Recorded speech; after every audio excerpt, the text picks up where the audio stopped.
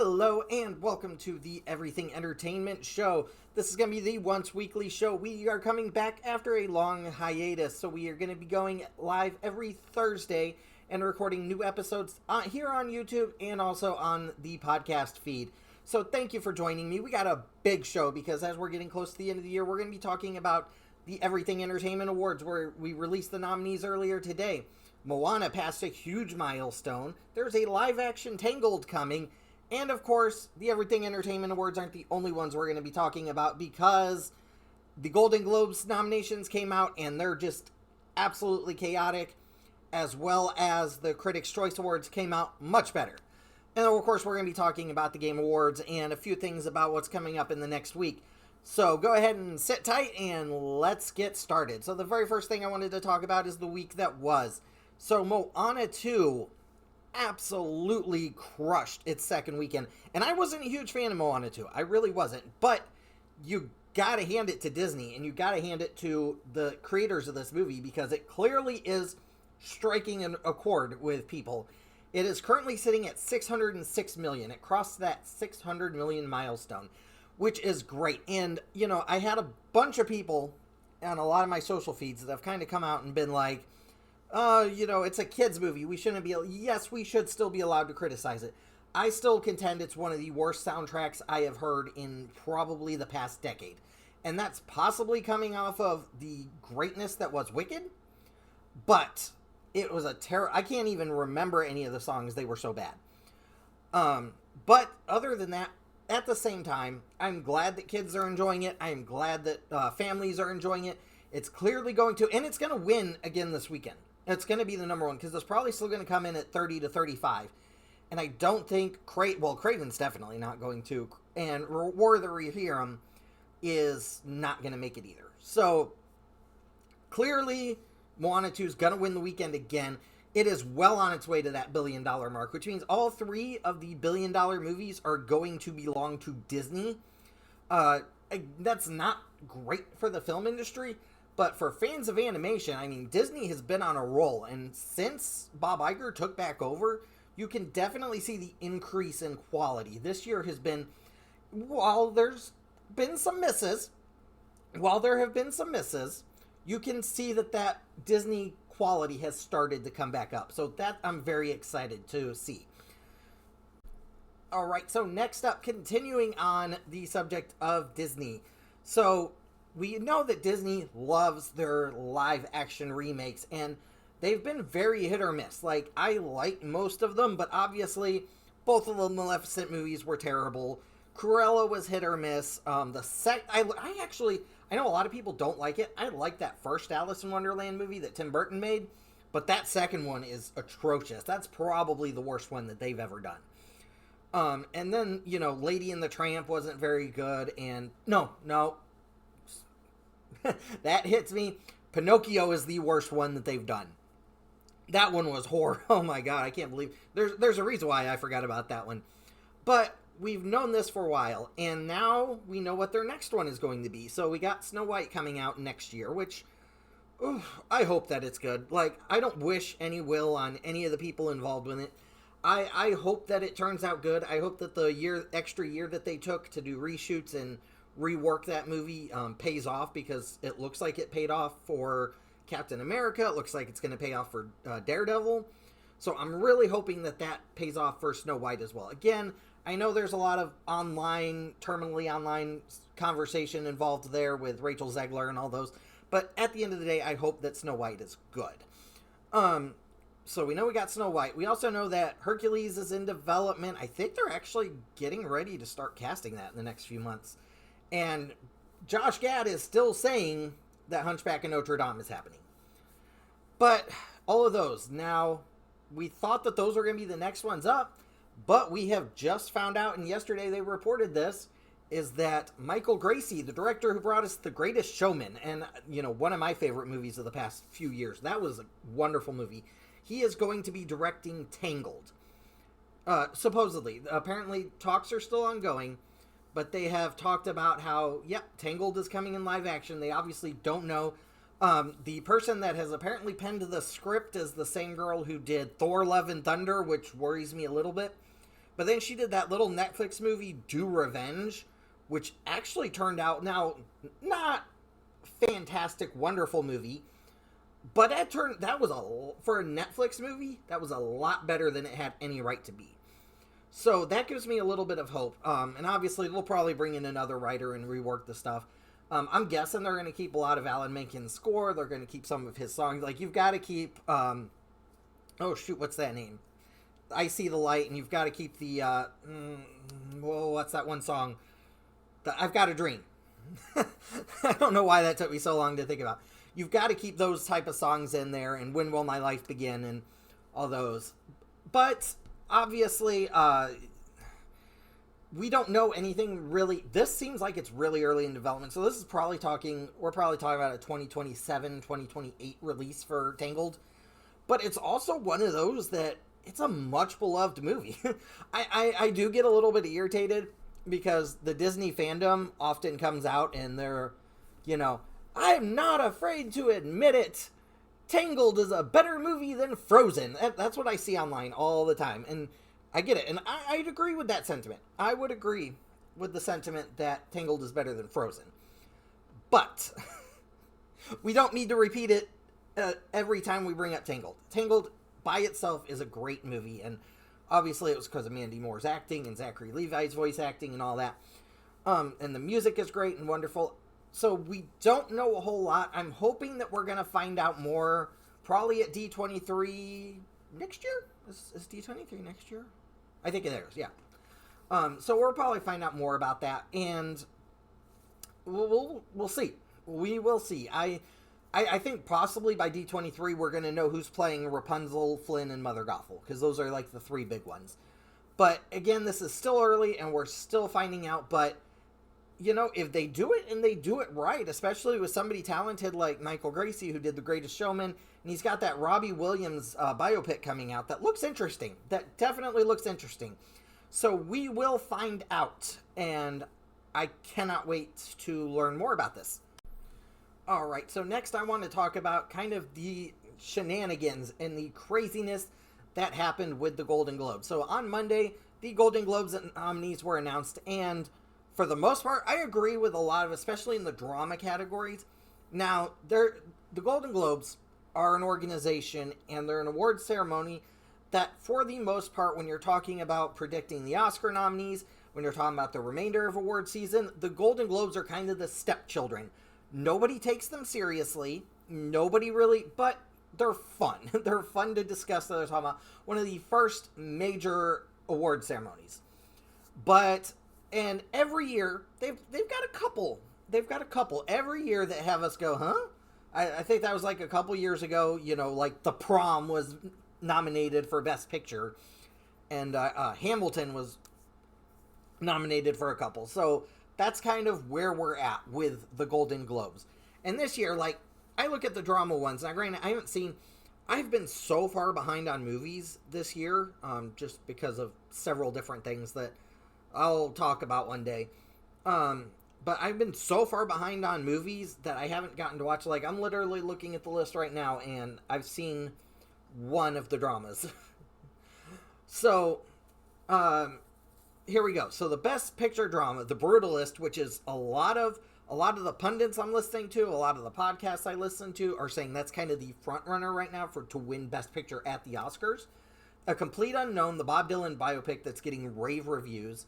Conclave, which is one that I need to get out to see very soon. Dune Part 2, which is the one that I've seen. Dune Part 2 is probably my favorite movie of the year so far still. Nickel Boys, which I have no clue what that is, and September 5th, which got bumped to January, so I won't get to see that one for a while. Now we get into musical or comedy. And this is where a lot of people, make fun of the Golden Globes for, because they not only separate musicals and comedies into their own category, possibly so that they do get recognized, but let's just listen to the nominees here for a second. So we got Best Motion Picture, Musical or Comedy. We have Anora, which is another one that I need to get out. It literally was here and gone in a week at my local theaters. So I'm waiting to see if I could get it on streaming or something anytime soon. Then Challengers, which I have seen, and this is the first one that we got to talk about, because I loved Challengers. Like, Challengers is going to be in my top 10 of the year. And in a couple weeks, when we discuss my top 10 of the year on the show, Challengers is going to be on there. That's a spoiler alert right there. Not exactly the funniest movie I've ever seen. There's definitely funny parts. Yeah, there's definitely funny parts to it, but I wouldn't exactly call it a comedy of sorts. It's definitely much more of a serious drama. Then we got Emilia Perez, which I know is on Netflix, and I'm probably going to watch that within the next week or so. Then we've got A Real Pain, which is another one I need to get out to theaters to see. The Substance, which is really good, but it's a horror movie. Why are we... And I know there's a few, like, darkly comedic parts to it, but you can't... And then you have Wicked, which is also in the... Guaranteed it's going to be in the top 10 of the year for me. So, we've got those four. And then we got animated, okay? And this is... Obviously, I think the two front runners in pretty much every award show is going to be Inside Out 2 and The Wild Robot. Wallace and Gromit always gets a nod. Anytime they release a new Wallace and Gromit movie, Moana 2 getting a nomination, which I'm going to be honest, I don't feel like Moana 2 is good enough. I liked Moana 2, but I would not have given it a nomination. And then we got Memoir of a Snail, which is another one that it's a very adult movie, but you know, it's getting a lot of rave reviews. Now the last one here that I wanted to talk about is Flow, because not only is like everyone I know that has seen it, and I think I'm gonna try to get out to see it in the next week too. And then it's gonna be one of my 3 AMC slots for next week. Well, one of them is gonna be Sonic. Flow is a movie that not everyone I know that's seeing it is raving about it. Like, just straight up saying it's one of the best animated movies they have, not just this year, one of the best animated movies they have ever seen. And in the awards that have been given out, the awards that have already been decided, Flow is upsetting Inside Out 2 and The Wild Robot, which a lot of people thought were like the guaranteed Oscar frontrunners. We're going to skip the stupid cinematic and box office achievement, and I didn't see any of the foreign films, so... Again, so Best Actress, or Best Actress, we got Pamela Anderson. Okay. But apparently she is very good in The Last Showgirl, so I'm not gonna knock her for that. I just didn't know, I'm not used to seeing like somebody like Pamela Anderson in a Oscars or award ceremony.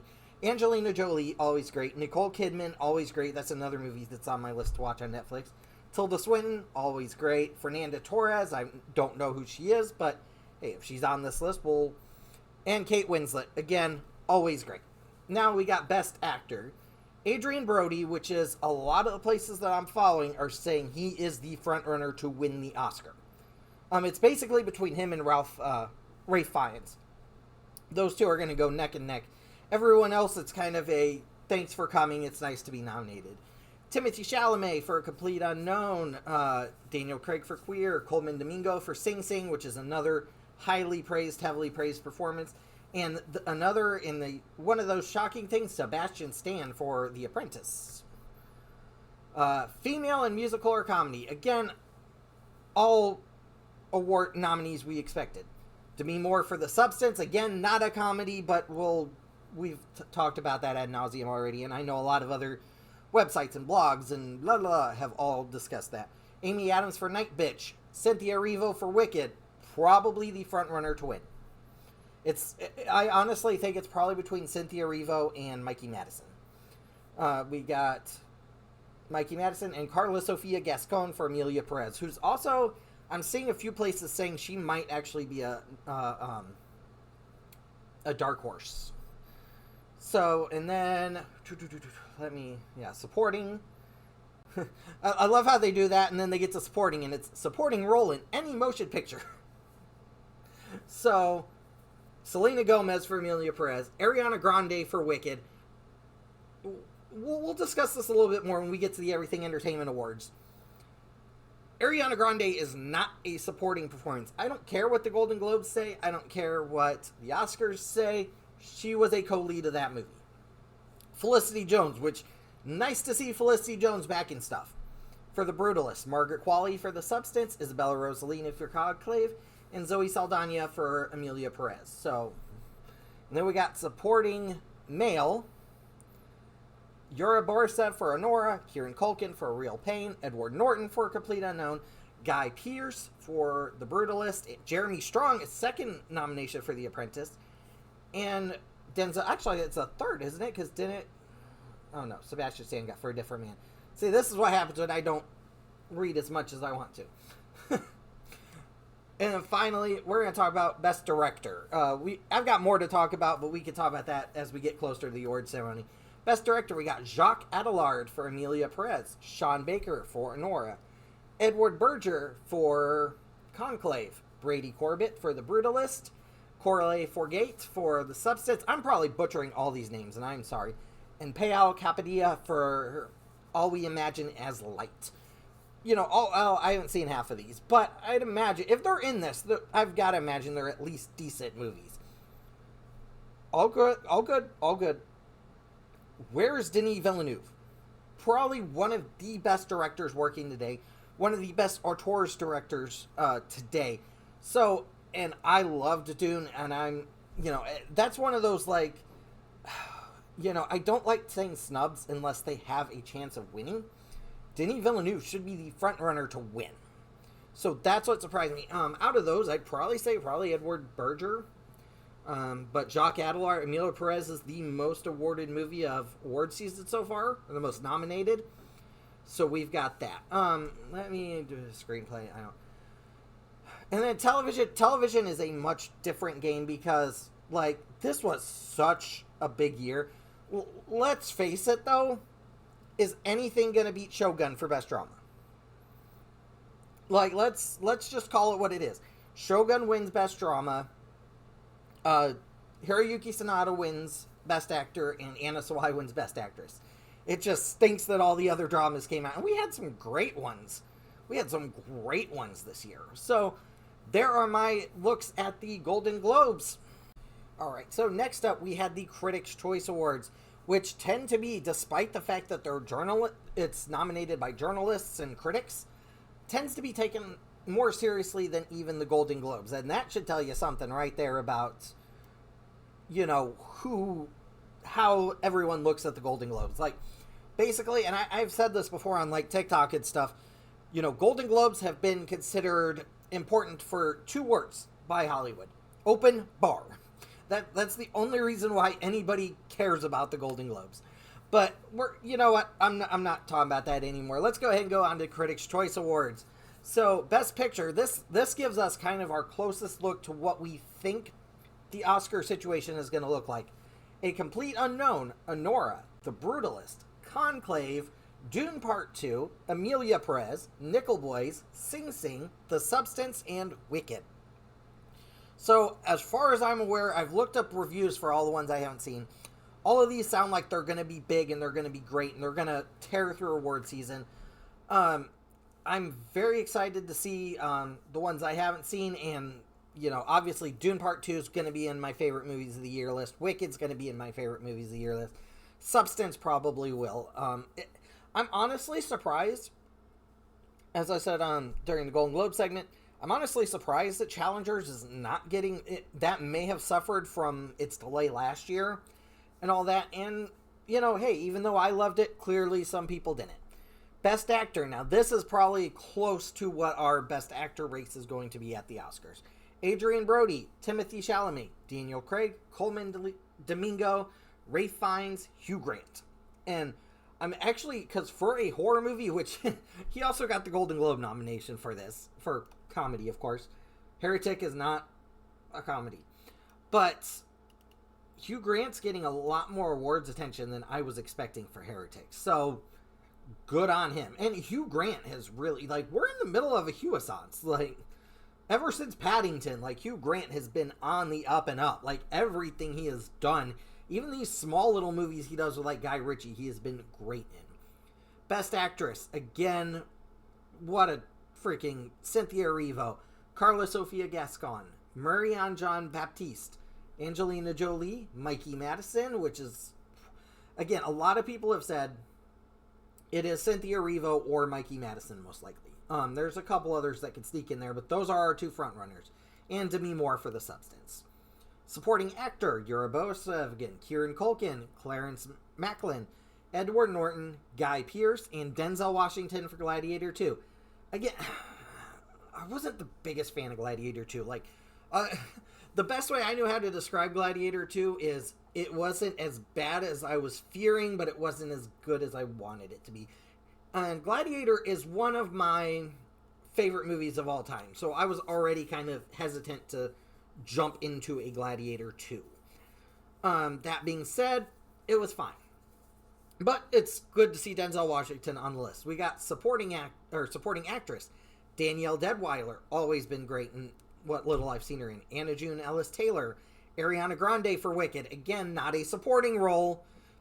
Margaret Qualley for The Substance, Isabella Rossellini for Conclave, and Zoe Saldana. I skip things like young actor because, to me, an actor is an actor. I'm sorry.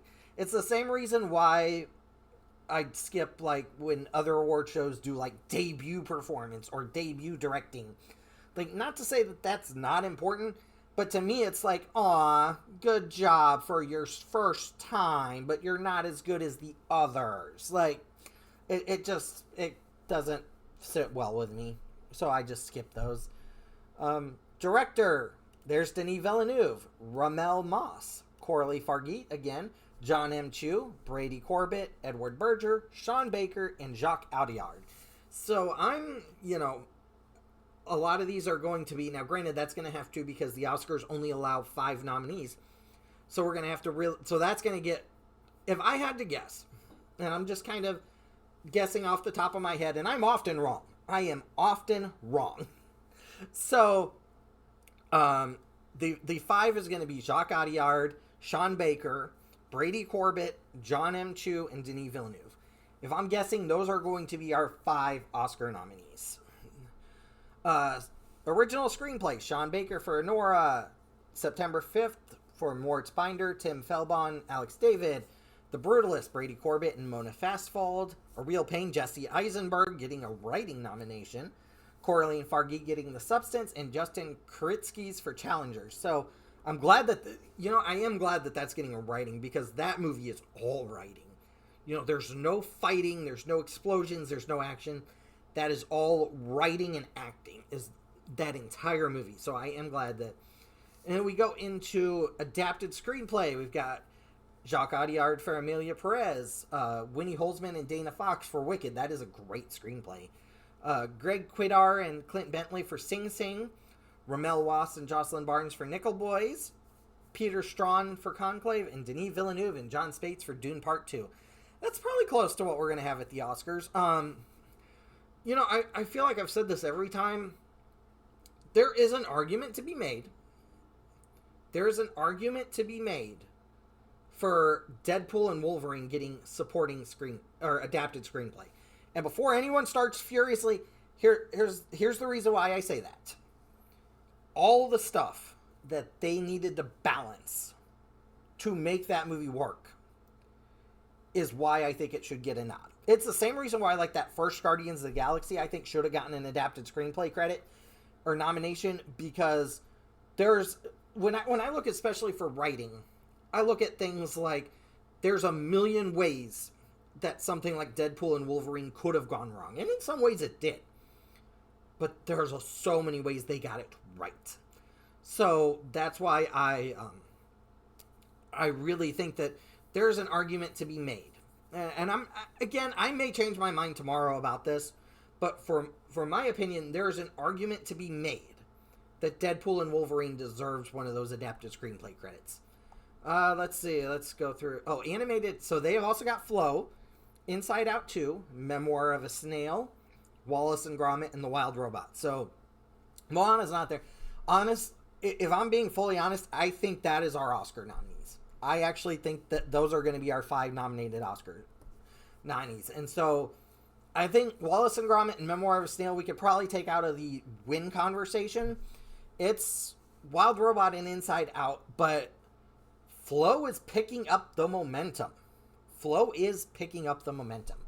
So, so there we go. Those are our Critics' Choice nominees.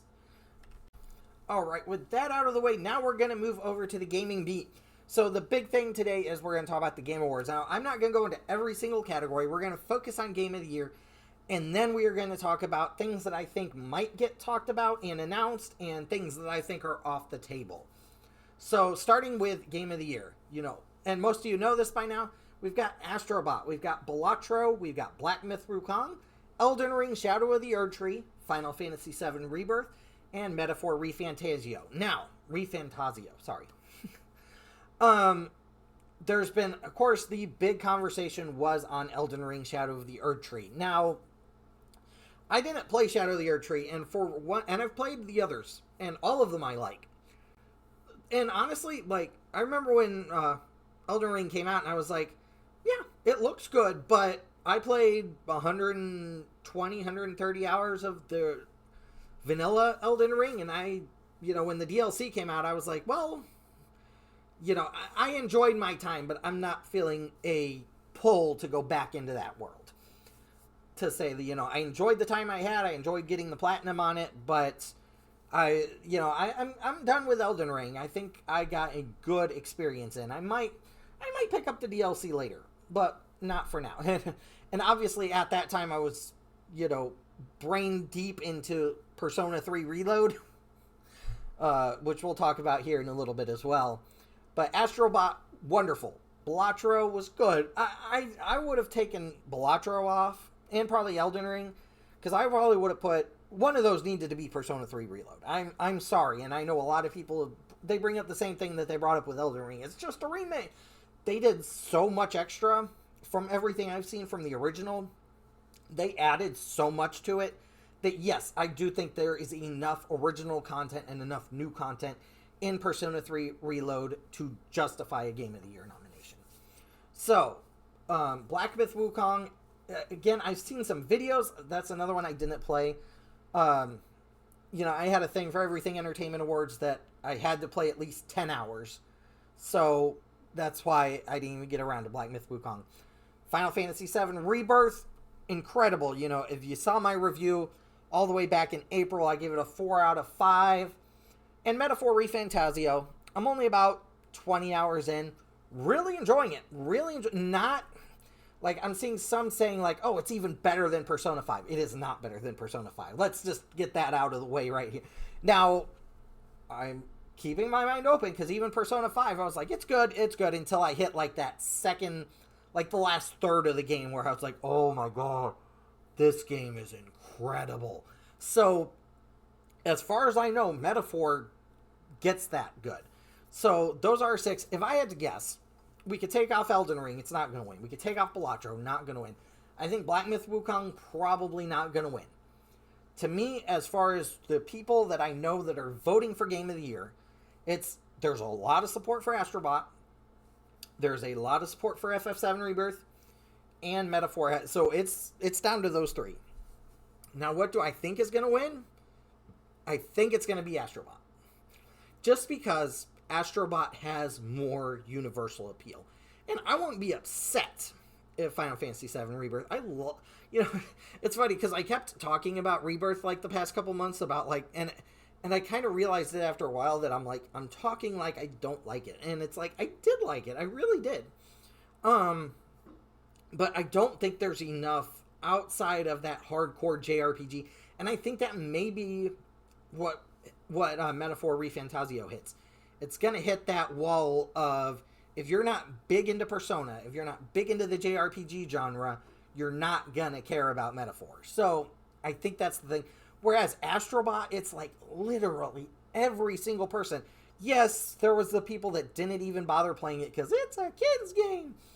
But everyone I know that did pick it up and played it, it was a kid's game, but it was you felt like a kid again. So, there's my thoughts on what is going to win Game of the Year. Alright, so now it's time to talk about what I think is going to get announced at the Game Awards. And actually, the ceremony starts in just a little over an hour. In fact, as soon as I'm done editing this, I'm going to jump into the live stream.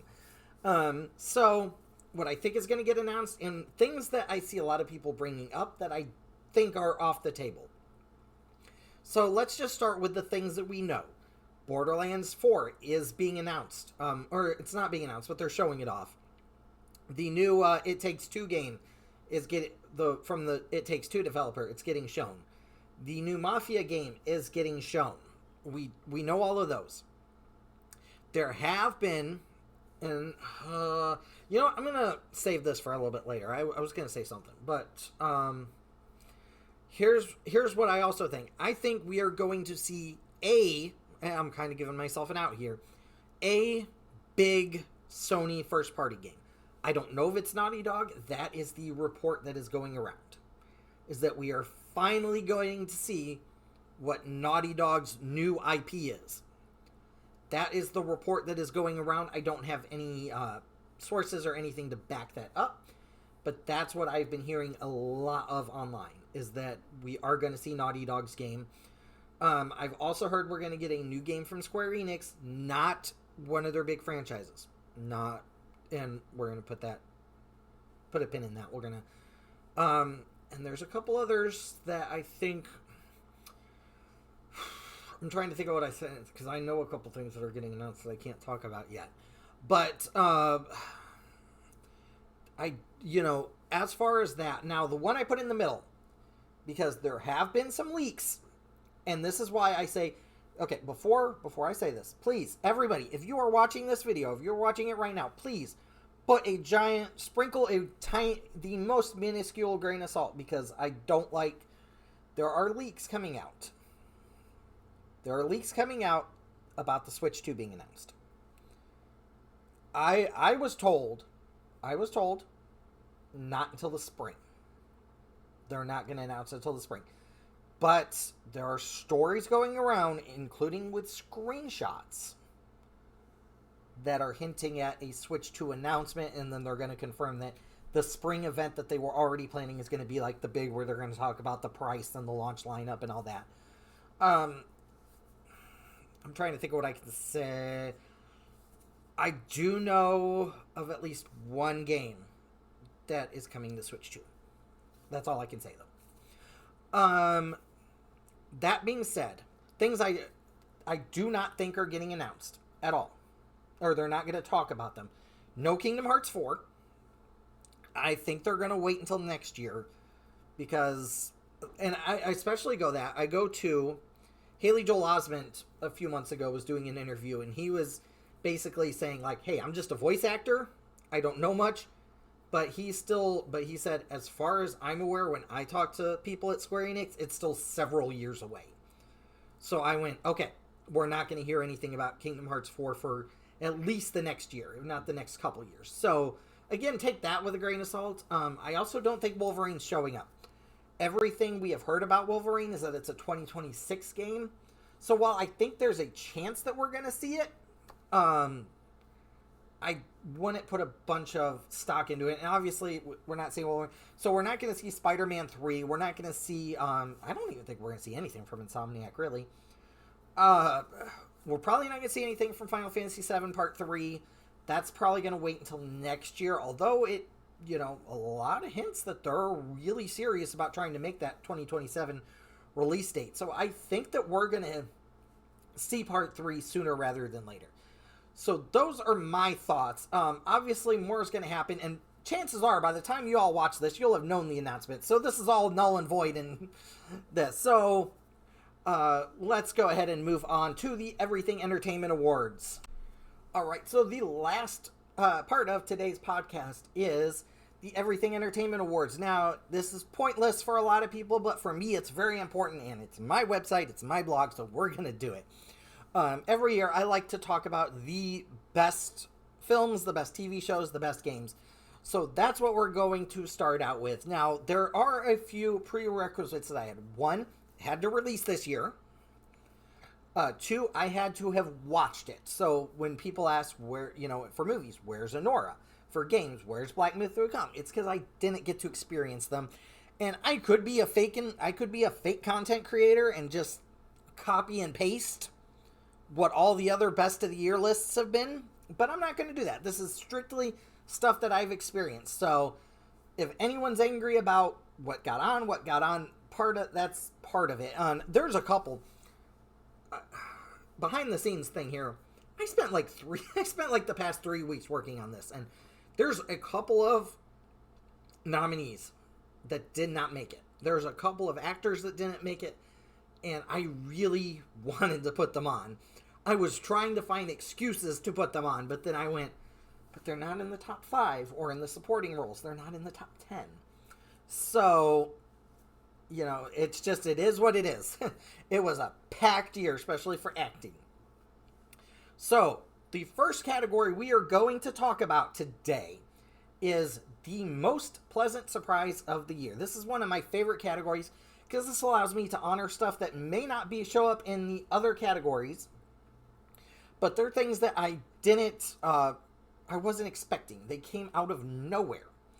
And it's because of that I love to recognize these. You know, in one of which I never read the original manga. So the fact that I watched this on Crunchyroll and it blew my mind. You know, one of them, trailers did not get me at all. One of them is a second season to a show that frankly left me a little bit disappointed, but this season blew my mind. And one of them was for a game franchise that I was not interested in at all until I played it on Game Pass, and you probably know what I'm talking about now. I played it on Game Pass, and it's become one of my new favorite franchises of all time. So here we go. The 2024 nominees for Most Pleasant Surprise of the Year are Alya Sometimes Hides Her Feelings in Russian, Crunchyroll. Has Been Hotel, Prime Video. The Lord of the Rings, Rings of Power, Season 2, Prime Video. Persona 3 Reload, Atlas. Transformers 1 from Paramount. So there we had it. Those are our most pleasant surprises of the year. You can go ahead and go to everythingentertainment.network right now, this website that's right there. And I actually have a Reader's Choice poll where you can vote on all of these nominees and let your voice be heard this year. Okay, moving on. The next category we are going to talk about is Best Narrative in any medium. So this goes to any movie, TV show, or game. What I felt had the best stories of the year. And for that, the nominees are Fallout from Amazon Prime, Final Fantasy VII Rebirth, The Penguin, Persona 3 Reload, Shogun, and X-Men 97.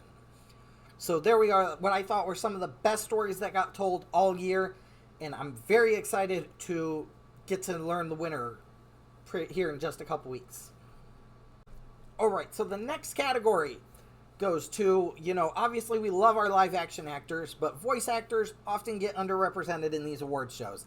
So the nominees for Best Voice or Motion Capture Performance goes to Alex Brightman, Has Been Hotel, Kevin Durand, Kingdom of the Planet of the Apes, Maya Hawke, Inside Out 2, Erica Henningsen, Has Been Hotel, Brian Tyree Henry, Transformers 1, Rochelle May, Alya Sometimes Hides Her Feelings in Russian, Lupita Nyong'o, The Wild Robot, Pedro Pascal, The Wild Robot, J.K. Simmons, Invincible, Brianna White, Final Fantasy VII Rebirth.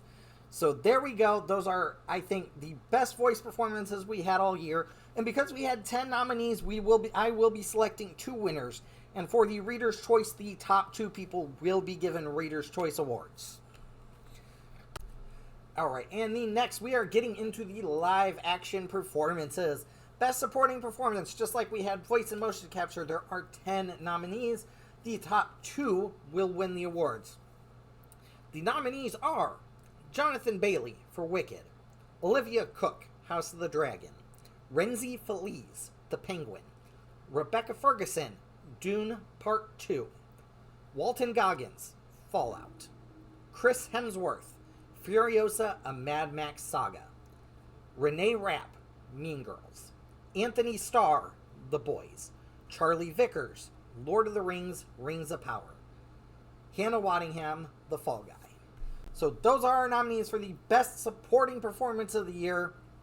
what an incredible list. And obviously, like I said before, go ahead and go to everythingentertainment.network. It's going to be that link right there. I did it again. The link right there. And there will be a thing toward the top to vote for the Reader's Choice Awards. Alright, so next up is the Best Actress Award. We got 5 nominees in this category. Obviously, this was a stacked category this year. And the nominees are Cynthia Erivo for Wicked, Ariana Grande for Wicked. Again, like I said, they are both co-leads of this thing. Kristen Milioti for The Penguin, Anna Sawai for Shogun, and Zendaya for Challengers. So those are our 5 nominees, and we are going to have one winner from those, and that is going to be an incredibly difficult category to select a winner from. Alright, so on the opposite end, we've got Best Actor in a Movie or TV Show.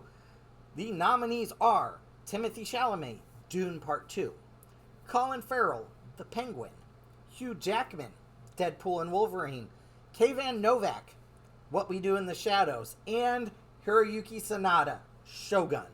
So those are our things. Again, a very stacked category. So it's going to be hard. You can go to the link on the website and select your choice for the winners. Alright, so Best Director, we have 4 nominees. I wanted to add a 5th, but honestly, out of the movies I watched this year, there were only 4 that I saw that I thought were good enough to get a Best Director nomination. So 4 directing jobs, good enough. There's obviously more than 4 good movies.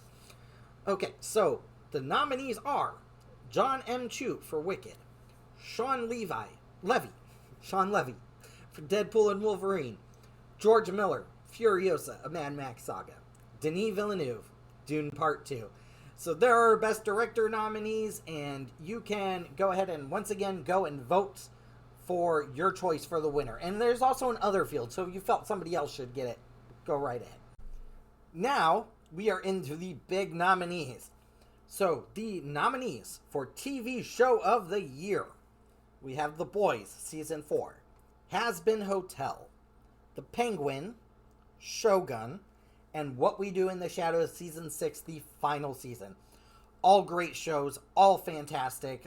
It's gonna, again, extremely hard to pick a winner out of those, and I'm excited to see what we're going to be able to pick from that. And next, we have Streaming Service of the Year. This was a very hard year to pick because a lot of the streaming services have had some amazing content, but there's also been a lot of crap. So this was a hard category to pick for, but the nominees for Streaming Service of the Year are Amazon Prime Video, Apple TV Plus, Max, Crunchyroll, and Peacock.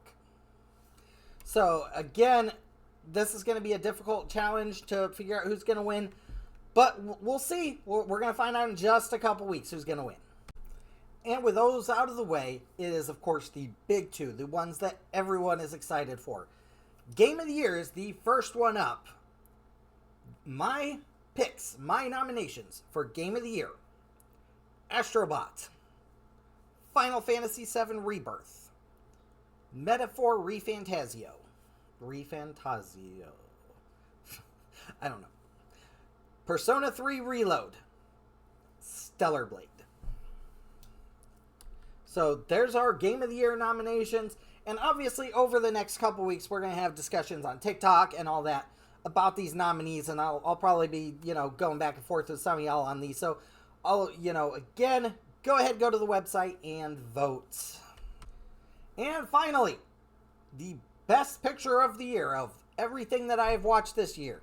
These are the 5 that stood out that I think deserve to be in the conversation for some of the best, some of the most entertaining films that I saw all year. The nominees for Best Picture are Dune Part 2, The Fall Guy, Furiosa, a Mad Max Saga, Inside Out 2, and Wicked. So there you have it. There are the Everything Entertainment Awards nominees for 2024. As I said, you could go to the website. You could go to everythingentertainment.network and you can go ahead and vote for these nominees, as well as leave a comment on these videos, and I can add them in as well. So that will do it for this installment of the Everything Entertainment Show. Every Thursday, I will be posting a new video. Next week is going to be huge, because we're going to not only be posting the Lord of the Rings War of the Rohirrim review, but we're also going to be talking about Sonic the Hedgehog 3. So the video is going to be a little bit later, but because I'm seeing it at 3 o'clock, which is when I'm sitting down right now to record this. But that does it. You can follow me on all of the social medias, just look for the Everything Entertainment Network, and you can find me. Thank you all so much for watching or listening to the podcast version, and I will see you all next week.